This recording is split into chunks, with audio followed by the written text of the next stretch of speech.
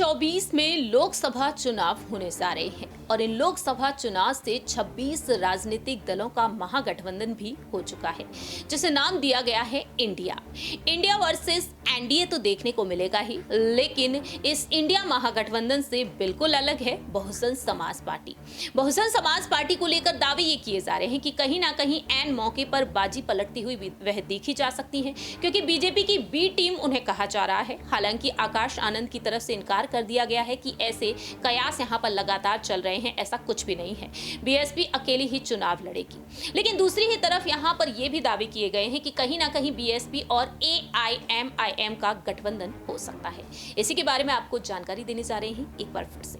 नमस्कार, मैं प्रांशी राठौर और आप देख रहे हैं नेक्स्ट 9 न्यूज। दरअसल आपको बता दें कि बहुजन समाज पार्टी की सुप्रीमो मायावती बार बार इनकार कर रही हैं कि 2024 के लोकसभा चुनाव वह अकेले ही लड़ेंगी।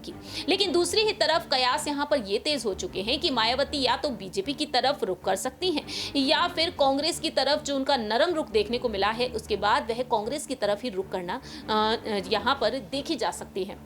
लेकिन दूसरी ही तरफ यहां पर एआईएमआईएम भी आ चुकी है। तो एआईएमआईएम और बीएसपी अगर मिल जाते हैं तो इंडिया और एनडीए का वह खेल बिगाड़ सकते हैं या फिर नहीं। यूपी की सियासत में एक बड़ा खेल होते हुए नजर आएगा या फिर नहीं, ये बेहद बड़ा अहम सवाल बनता है। ऐसे में आपको बता दें कि यहाँ पर मुस्लिम पॉलिटिक्स में देखा जाए तो बीएसपी और एआईएमआईएम के गठबंधन से भारी नुकसान भी हो सकता है। आपको जानकारी दे दें कि राजनीतिक जानकारों के मुताबिक सामने आया है कि बीएसपी और एआईएम का गठबंधन 2024 से पहले अगर होता है तो यहां पर यूपी में मुस्लिम वोट बैंक को लेकर ओवैसी ने अखिलेश यादव को सवालों के घेरे में लिया और विधानसभा और निकाय चुनाव के नतीजों का जिक्र भी किया। वहीं ऐसे में देखा जाए तो यहां पर यूपी के साथ कई राज्यों में अकेले चुनाव लड़ने का ऐलान भी किया गया था। कुछ राज्यों में गठबंधन करके चुनाव लड़ने का फैसला किया गया। बसपा और एआईएमआईएम का किसी भी चुनाव में उतरने से भारी नुकसान बीजेपी और सपा को हो सकता है अगर गठबंधन होता है तो।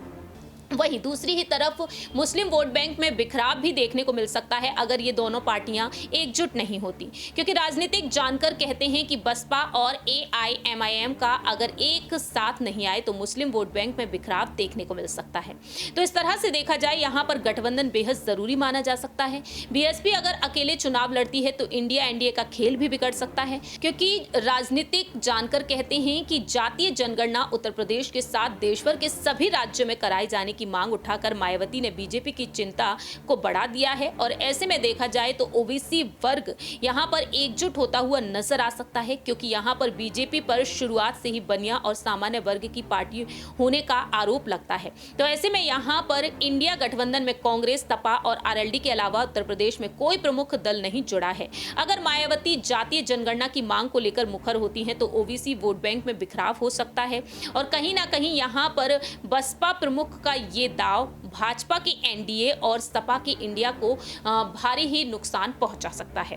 तो यहां पर मायावती के फैसले पर सब कुछ निर्भर करता है, वह एआईएमआईएम के साथ गठबंधन करती हैं या फिर नहीं। गठबंधन होता है तो मुस्लिम वोट बैंक में बढ़ावा देखने को मिलेगा, अगर गठबंधन नहीं होता है तो भी वह बीजेपी के लिए गली की फांस कहीं ना कहीं बनती हुई देखी जाएंगी।